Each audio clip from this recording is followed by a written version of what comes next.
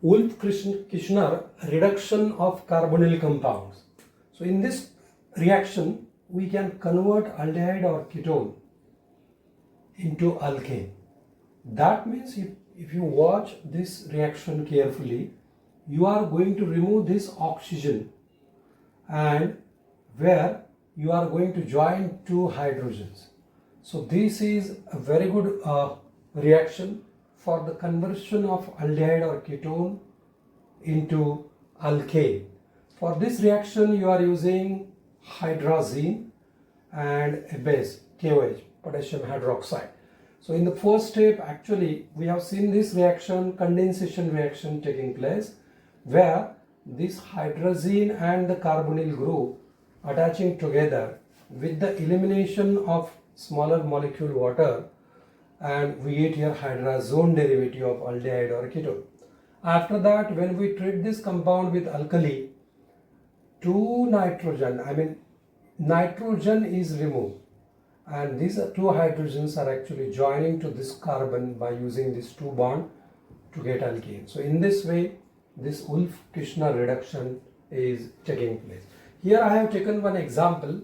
In this example, this ketone you can see here is treated with hydrazine, and we get here first hydrazone derivative, and when this hydrazone is treated with potassium hydroxide, this oxygen is totally removed, and in place of that oxygen you can join two hydrogens. So you will get here actually this portion is alkyl group. So this is N-propyl benzene is produced. So now we are going to discuss its mechanism, how reaction proceeds. Now see, the first step is condensation, that I have not shown in more detail.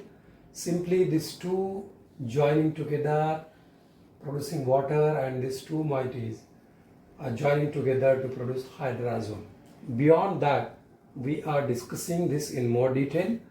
Now see, first step is just acid-base type reaction. This base abstracting proton from the nitrogen, and this bond will reside over the nitrogen.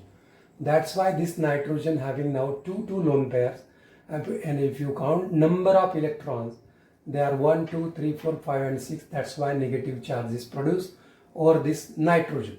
Now this anion is more stable because you can draw here a resonance structure or resonating structures for this anion by just shifting this pair in between nitrogen, and this pair will open on this carbon.